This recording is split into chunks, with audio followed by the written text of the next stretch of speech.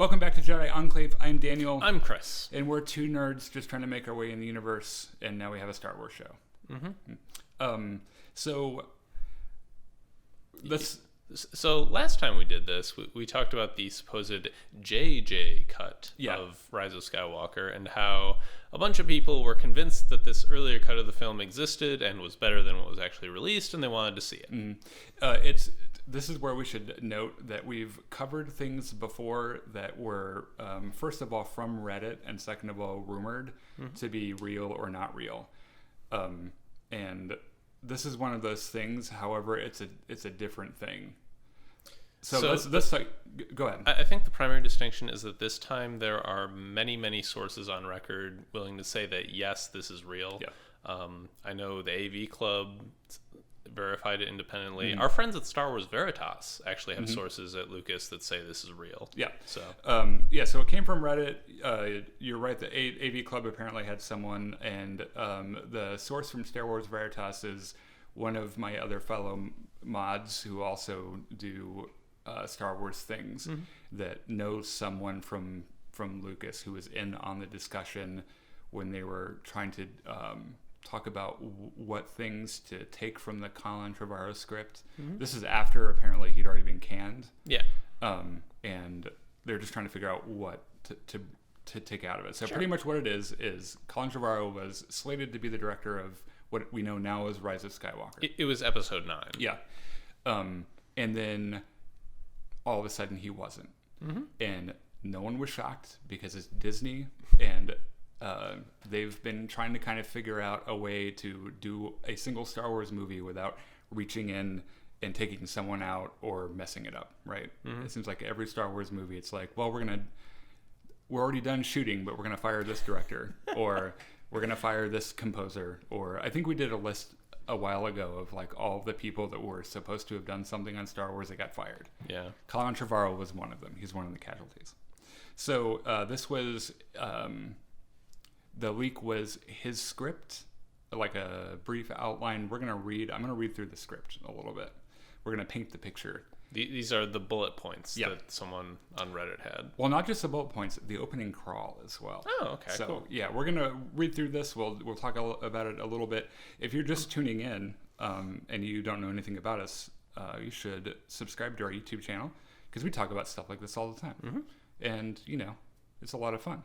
Like the video, comment on it, because we try to talk to you guys when you bring up something that's worth talking about. So I'm going to read the crawl. Okay. The iron grip of the First Order has spread to the farthest reaches of the galaxy. I don't know why I'm reading it like this. Reaches of the galaxy. Only a few scattered planets remain unoccupied. Traitorous acts are punishable by death. Determined to suffocate a growing unrest, Supreme Leader Kylo Ren has silenced all communication between neighboring systems. Led by General Leia Organa, the Resistance has planned a secret mission to prevent their annihilation and forge a path to freedom. What you should have done is read that like the introductions guy from Clone Wars. Oh, yeah. War! The separatist movement. Blah, blah, blah, blah. With the cheesy, like, Star Wars. Yeah. Or, like, the announcer droid in Battlefront 2. Oh, that would that, like, really monotone, like, hello, slaves of the universe. Yeah. Anyway. Maybe next time. So, camera pan down. It opens on Kuwait shipyards, which is, first of all, fun to notice because we've never seen it in canon, like in the movies before, but it's a big part of the expanded universe. Yes, because that's where they make ships. There's something. There's like a quest in the Old Republic, the MMO, where you go there. Yeah. Apparently, they've been around for 4,000 years. Yeah. Good for them. That's a good business model. Yeah. BB-8 and Rose Tico, who apparently had a much bigger role in this script than Rose Tico was fucking robbed. It was hard. It would be hard to have a smaller role and still be in the movie than she did in. Other than not being in it at all, like them just being like she died off screen. Yeah. Sorry. Anyway, it's in the comics. You just didn't read it. So BB-8 and Rose Tico are infiltrating the moon where this shipyard is, where the First Order builds their ships. Apparently, they're using like slave workers. There's an orbital ring and a moon below it. Finn and Poe are there, and I guess R2 and 3PO aren't. And then Rey gets there. So the plan is they send explosives into the power shaft that delivers raw ore into the ring, which is more or less a Star Wars thing. Yeah. You shoot the thing into the thing, and it blows up. Yeah. The plan goes wrong. The First Order is able to contain the blast, and Admiral Vaughn says the Resistance tactics are pitiful. Rey disguises as a Tusken Raider, and she's revealed to have created her own lightsaber as a double-bladed lightsaber made from her staff and Luke's cracked saber from the Anakin. This is like that's all I ever wanted for Rey, really. Just let her have a double-bladed lightsaber. Yeah. It just makes sense. Yeah. I'm not sure why she's disguised as a Tusken Raider. Because you need to have disguises. I mean, the Resistance fighters, especially the main characters, are way more famous than they have any right to be. But why a Tusken Raider? Like, those are the guys that hang out on Tatooine. Like, why would they be over the shipyard? Bulky robes, and you can walk around carrying a staff, and people won't question? I don't know. Yeah. They have a battle. Poe, Finn, Rose, Rey, and BB-8 steal a Star Destroyer. It's all in all caps, which is a pretty kick-ass Star idea. Destroyer. Yeah. It's an Eclipse class, and they're able to escape. The Knife 9, which is a ship that the Knights of Ren fly around and get there. Atasca Ren, who apparently is someone other than Kylo Ren. One of the Knights of Ren. Right. Kills Admiral Vaughn for his failure, which I guess at this point, like, they were able to stop the explosion. Yeah, but you lost a big old Star Destroyer. Yeah, but he was able to stop it. I feel like he was a little too harsh. Yeah, but you had the Star Destroyer stolen on your watch. Yeah, well, he gets killed. So you cut to Coruscant. It's no longer a vibrant city. The new structures are built atop the Art Deco structures of the Old Republic. Occupied by the First Order now, they have a Citadel Palace, I guess. So it's a little on the nose to be literally building on top of the previous civilization. Yeah, but let's not lie. Star Wars has never been great about super subtle imagery. Oh, yeah, right? sure. Yeah. Citizens are scavengers now. Hux is now Chancellor Hux and is addressing Bisk Kova, who is a traitor who helped the Resistance steal the Star Destroyer. Kova is executed with a light blade guillotine. That's a little over the top, don't you think? Well, what I assume they mean is like the things from Last Jedi, where they were going to execute. Okay. Because I was thinking like a guillotine, except the blade is made out of lightsabers. It would have to be that, because like that would be an axe. The thing it would have to be some kind of self-motivated mechanism, right? I mean, or gravity motivated. Yeah. Anyway, I'm not saying this is all good, by the way. Yeah. Some of it's kind of stupid, but Hux and Commander Selleck have a meeting with several alien warlords, and apparently it's an ode to the A New Hope Imperial Council scene. First Order apparently has warlords as allies. Question: since when did the First Order tolerate aliens? I don't know if they ever had anything. So you're referencing Palpatine and his racism, pretty much. Yeah, which the First Order pretty much seems to have inherited. It's hard to tell. It's like they clearly don't have any aliens. I've always kind of assumed that, Palpatine was racist against aliens. Sure. I think it's probably because aliens are hard to put into stormtrooper outfits. Could be. They could be resistance because all they have to do is wear clothing. Right? I mean, you remember Senator Palpatine's assistant dude who had the big head things and Masamada. Yeah. How are you going to fit a stormtrooper helmet on that? Exactly. And it's not exactly uniform, so I always kind of assumed it was something like that. Okay. So it would seem that they're using warlords as governors. And they're trying to figure out where Kylo Ren is, because apparently he's missing. He's off doing Kylo things. Yeah. The only thing, Hux only knows that he's gone searching for something of great power. That's the only thing that he knows. So they cut to Mustafar, where Kylo Ren is alone except for a Darth Maul-esque droid, which I'm trying to imagine, like the black probe droids that Maul had with him on Tatooine, or do the droids have I don't know. I think it probably means the probe droids. Maybe, but I also don't think it matters that much. Yeah, it doesn't. He has stubble, which also doesn't matter, but it clearly indicates that he's been away from civilization for a while. And it turns out Uncle Luke has been pestering him the entire time. And this is where I've got to put a hard stop and say, this was a missed opportunity for Rise of Skywalker. Huge miscue from Rise of Skywalker. And he says, because Kylo Ren apparently like gets to this tomb and it's empty, right? And then Luke says, "This is where the dark path leads, an empty tomb." And I read this and I heard it in Mark Hamill's voice, and it's got like a little twinge of humor on it, and it's brilliant. Yeah. I wish it would have had stuff like in the movie we saw. And then Kylo comes back at him and says, "Where did your path lead?" And it looks like that's a fucking weak comeback. So I got to punk your punk ass. Yeah, I'm like omnipotent now. So Luke is trying to convince him to go back to Leia, and Kylo tells him, "I'm going to be more powerful than any Jedi, even you," which is a line we've heard before in Star Wars. In Vader's temple, Kylo finds a Sith holocron which reveals a hologram of Palpatine. It's a recording for Vader. It's apparently like his will and testament or whatever. Palpatine has a contingency for Vader if Luke kills him. Vader is to take Luke to the Remnacor system to see Tor Valum, the master of the Sith and Palpatine's teacher. So does this mean that Darth Plagueis wasn't Palpatine's teacher? That was my first thought. Was what about Darth Plagueis? Yeah. So, and as we know from the rule of 2, there are only supposed to be 2, even though they've kind of bent those rules a little bit. Yeah. My first thought is that if they were doing this, they were just going to retcon Darth Plagueis to be like a more ancient Sith Lord, so that like he was, I don't know, 1,000 years ago, and Palpatine just happened to hear this tragedy be passed down from master to student for generations. Or it could have been his secret identity, like the secret identity for his secret identity. So, like, because, Darth Plagueis was a statesman. Okay. Before he died. And he was, I can't remember what his name was, though. And then behind the scenes, he was Darth Plagueis, but behind the scenes, and Palpatine finds out later that maybe he's like... Okay, maybe. It's convoluted and stupid, but it's perfect for Star Wars. Yeah.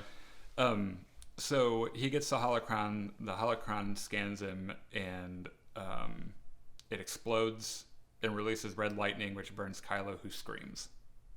I mean, I would scream too if a little bomb exploded in my face. Yeah, I wonder, like, was it like a Mission Impossible thing? Or like this message was seconds. Yeah, I don't know. So they cut to the Resistance base on Kor Alaf. Leia is introduced as she feels what's happening to Ben. Chewbacca and Lieutenant Connix tell Leia that the Quat team is back. They're shocked to see a Star Destroyer, which has landed onto the planet. And it's a funny moment with Rey using a mind trick on the First Order officer who was still in the ship. So I guess she was like mind tricking the command structure of the... I guess. Yeah. How do Star Destroyers land? I don't know. I mean, they're kind of big and they don't really have feet. Yeah. You could look to Star Wars Episode 3 for an answer on that, because I believe that there is a scene of a Venator class destroyer that's landed on Coruscant before they... Okay. But because Yoda jumps onto it to go to Kashyyyk. Yeah. I'm sure that it's... I don't know. They figured something out. Yeah. Landing gear, probably. Yeah. Rey confides in Finn, and she doesn't feel like she has what it takes to be a Jedi. And she's kind of feeling the expectations on her shoulders. Finn asks her if she still senses Kylo, and she says that she does, and she's having nightmares. And Rey is upset because she doesn't understand their connection, their Force connection. And Finn tells her, "Hey, you gotta stop doing this, or at least wear some protection. Like, this isn't gonna go anywhere good." And he says, "You can't change him. He's too late." And Rey says, "It's never too late to change. You taught me that." And Finn was like, "Okay, point taken." The Resistance realizes that the Star Destroyer still has most of its weapons, like its tanks and its TIE fighters, and the only thing they're missing is an army to use it, right? Okay. Now, this is another part where I have to stop and say, this as a plot device is a good idea. Yeah. Which I guess means that they don't have a whole crew. Yeah. So my question, there was an Eclipse Star Destroyer in the old expanded universe. It was one of clone Palpatine's like super weapons. It was a gigantic ship, had a miniaturized Death Star laser in it, but it was really, really big. Is this like the same sort of scale that they're talking about for this Star Destroyer? I would assume. Okay. Which that makes executing the guy back on Kuat for failure make a lot more sense, because this is a big fucking deal. Yeah. Okay. That's actually a pretty good point. Especially if it was like the first one they'd ever built. Yeah. They're like, we're gonna spend all of our money. We have so many loans on this fucking thing, and then it gets stolen. Rey is researching the Jedi text from Octo to discover that under Coruscant, the Jedi Temple, there's a communication system called a Force Beacon from the Old Republic that can send a signal to 50 planets. Okay. They plan on using it to get allies. The First Order can't stop it because it's pre-Imperial tech, right? Okay. Is this the beacon that Obi-Wan got on and was like, maybe? go away from Coruscant. We're all dead. Go start a new life. You guys can get married now. Could be. Maybe. I mean, it would make sense. Yeah. So Force Ghost appears to Rey as she's training. Force Ghost Luke. Or yeah, Luke. What did I say? You just said Force Ghost. Yeah. Force Ghost Luke appears to Rey. Luke is pushing her to get stronger in the Force, and while he is pushing Kylo to let Ben Solo out, right? Mm-hmm. Kylo makes it back to Coruscant. His face is fucked up. I guess Mandalorian armor is smelted and has been applied to his face. This is the way. This is the way. I am a little curious about how the way works here, because the last time I checked, you put molten steel on your face, and it's going to cause more damage than what. It's Star Wars. Just roll with it. Maybe this was maybe this is where they got the idea for Kylo's helmet in Rise of Skywalker. Maybe. Yeah. So he confronts Hux and he belittles him because that's what lovers do. Mm-hmm. And so back with Rey and Luke, Rey says, balance. The dark suffocates the light. Light extinguishes the dark over and over and over again. How is that balance in the Force? And Luke's like, would you stop it? Well, he says, I know that anger. My father had it too. Which doesn't actually answer her question. Yeah, exactly. And so this is the part where like things are kind of uncomfortably going in the direction of the gray Jedi thing. Mm-hmm. And it's like, get that out of my Star Wars. No. I don't think people understand what the gray Jedi thing actually means. They're like, oh, Qui-Gon, he didn't listen to the council. He's a gray Jedi. Yeah, not a gray Jedi, because he never used the dark side of the Force. And gray suggests that you use a little bit of this and a little bit of this, right? Yeah. Qui-Gon wouldn't be like, okay, I'm going to use Force lightning, but I'm not going to go and murder children. Because it's kind of a, one thing leads to the other, and all of a sudden you're consumed. Oh. Gray Jedi, just as a record for Jedi Enclave, our stance on Gray Jedi is shut the fuck up. I'm kidding. If you like Gray Jedi, it's really okay. I think it's kind of a self-defeating concept. So he says, Luke says, I know that anger, my father had it too. And Rey says, so says my master and his master before him, 1,000 masters so eager to tell us how to live.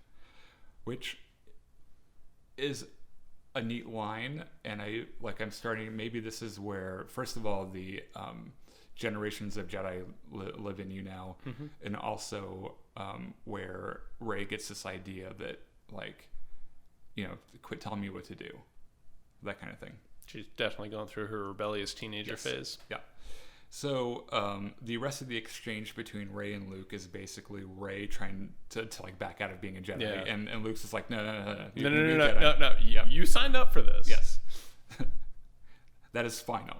Go to your room. So back to Kylo. He and Hux are still fighting. Kylo says he's leaving again, but not before telling Hux the power he discovered will make destroying planets insignificant. Kylo's last order to Hux is find the Resistance, wipe them out, leave the girl to me. Okay, so this is the Resistance plan. Okay. Of how to beat the First Order. All right. This is going to be Team A. Okay. Rose, Finn, R2, and 3PO. They're going to go to Coruscant and light the beacon. Okay. As I say that, the only thing I can think about is the Beacon of Gondor. Yeah. Anyway. Team B, Rey, Poe, and Chewie are going to go to a planet to find someone to help Rey figure out what she needs to do. Yes. Whatever the fuck that means. It says here, yes, his description is that vague. So either this script wasn't final, or the guy recapping it didn't really read in great depth. Yada yada and some Yeah, of it, yeah. Kylo is going to a Sith planet, Remicor. Before he leaves Coruscant, he takes Vader's mask and says he understands Vader now. Kylo says, you allowed love to cloud your judgment, and he throws Vader's mask off a balcony and it breaks. Leia stays, so as a part of this plan, Leia's going to stay at the base and delegate, right? It's worth noting that this script was written before Carrie Fisher died, I believe. What was it? Wasn't this written before Carrie Fisher died? I'm not sure. I want to... I remember somewhere in reading about this, it was mentioned that this was done or something. It might have been that Trevorrow was fired a few days before Carrie Fisher died. Well, yeah, we'll look into that. I'm not sure. So before Rey leaves, she and Leia have an exchange where Rey says she believes there's still good in Kylo. Leia is skeptical, but Rey believes in her Jedi training. Leia says, "You're not like my father or my brother. You're new. Whatever happens, remember the Force chose you. Your story isn't written by anyone else." Which is more or less what you wanted to hear. Yeah. Right? And I like how Leia's like, look, he's my kid. You can't save him. Kid's totally an asshole. And from there, the First Order tracks down the stolen Star Destroyer, and the Resistance escapes. Team A successfully infiltrates the Jedi Temple and turns on the beacon, which I gotta say, having a Jedi Temple cameo in the film as a location would have been really cool. Yeah. Presumably, this is one place where the person recapping it just yada yada over a lot. Yeah, because it's all bullet points. Yeah. Mm. Presumably there would have been 20 minutes of cutting back and forth between Coruscant and other places where they infiltrate. Yep. Cut to different places around the galaxy receiving the signal, and apparently there's a Bosk cameo. It is then cut off by the First Order. Team A fucks off and goes to the underbelly of Coruscant. Team B are being pursued by the Knife Nine, which is a weird name for a ship, I'm just going to say. There were 8 other knives, okay? And apparently, I guess they all get blown up or something, so now they're on the really? knife. That would be my explanation. Oh, okay. I mean, were there 3 other Tantives before the Tantive 4? I don't know. Anyway, they eventually reach the planet Bonadan. Kylo reaches Remicor and confronts Tor Valum, who is 7,000 years old. He's an alien of unknown origin. He's spindly, intense, sinewy muscle, and says here, very Lovecraftian. So maybe he's like Cthulhu, with the... we're going to make that into a thing. I'm just telling you that now.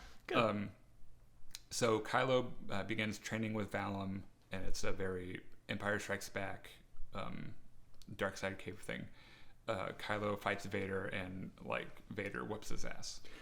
There's some wonderful poeticness there to Kylo getting Kylo Ren has devoted his entire life to being Darth Vader, and then his this dark side illusion of Darth Vader just kicks his ass. Yeah, he's like, yeah, you're not good enough. Extra crispy is never better than original recipe, kid. Yeah. So back on Bonadan, Poe takes Rey to a seer who can pull information out of her memories.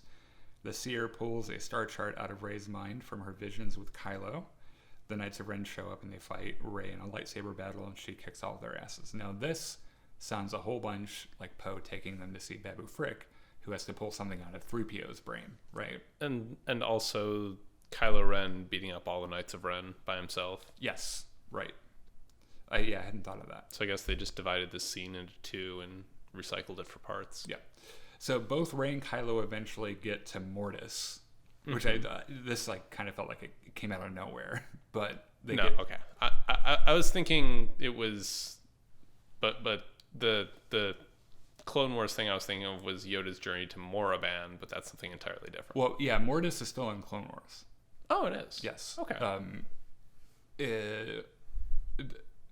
It's a very Force lore heavy thing. In fact, when we saw the first trailer of The Rise of Skywalker with Rey with a dagger, people were thinking it was the dagger of Mortis. Oh, yeah, that's right. Okay. Yeah. So Leia asks Lando if he will organize the smugglers and fight the First Order. Because apparently all the smugglers just have each other on speed dial or something. Well, they listen to Lando, though. Probably? At this point, he'd be taking advantage of that fame. But also, if communications are blacked out between all of the systems, how are the smugglers talking to each other? Black market, I don't know. I guess. They're probably just like writing letters. Smoke signals. Yeah. Rose is captured and tortured by the First Order, but is able to escape. Finn, R2, and 3PO start a citizens' uprising on Coruscant around the First Order's citadel and palace. I'm wondering how much time this all takes to happen, because I think by this point we're like into the third act of the movie, where everything's just kind of accelerating to the end. Yeah. Now, I don't know this from experience. I've never started an uprising before, but I'm going to assume that it takes more than a couple of hours. You'd think. This is a movie. Yeah. We're on a timetable. We need to get things moving along. Sure. Leia brings her forces to Coruscant to battle the First Order. There's a massive space battle and then a ground battle, just like in Return of the Jedi. And apparently there's a sequence of Chewie flying an X-Wing, which I think is the funniest shit in the world. Yes, but why is Chewie not on the Millennium Falcon? I have no idea. Rey and Kylo battle on Mortis using force energy that can pull from each other. At some point, it is revealed that Kylo killed Rey's parents at the behest of Snoke. Toward the end, Luke, Obi-Wan, and Yoda appear as Force ghosts to save Ben, but are unsuccessful, and then Ben is extinguished. The thing is, it might be the nature of how it was retold, but this still feels kind of raw and unfinished. Like it needs another round or two of editing, and then after it's filmed, they come up with more scenes on the spot to film, and then it's all massaged in editing again. But it feels better to me, and I kind of wish we could have seen this movie. Yeah, if we would have discovered this alongside the Jedi Paxis leaks of Rise of Skywalker, and then before we knew what was true and what wasn't true, and you asked me which one I wanted, I'd be like, this one. Yeah. I don't want any fucking Rey Palpatine. Leave that out of my Star Wars. I'll take that. Double-bladed lightsaber. Sign me up. Right. So, yeah. Let us know what you think. If you've read it, first of all. If you haven't, don't say anything about it because you don't know anything about it. Well, now you do because we said the whole thing. Yeah. Let us know what you think, of course, in the comments. Make sure that you like the video. Subscribe to our YouTube channel. We're also on Facebook, where I play tons of Star Wars video games because I'm sad and lonely, and that makes me happy. I'm not really that lonely, but still, it's a lot of fun. You're not lonely. You have friends to play with. Yeah, I do, and I've got some really good friends to play with. We play Battlefront, and I've been doing Jedi Fallen Order again recently, so you can go check us out there. We have, of course, a podcast, which you can find on SoundCloud, Google Play, Spotify, and Apple Podcasts, and it'll be kind of an uncut version of the conversation. You'll see Uncut. Yeah, an uncircumcised. There you go. Yeah, we went there. Anyway, let us know what you think, and we will see you on the next video.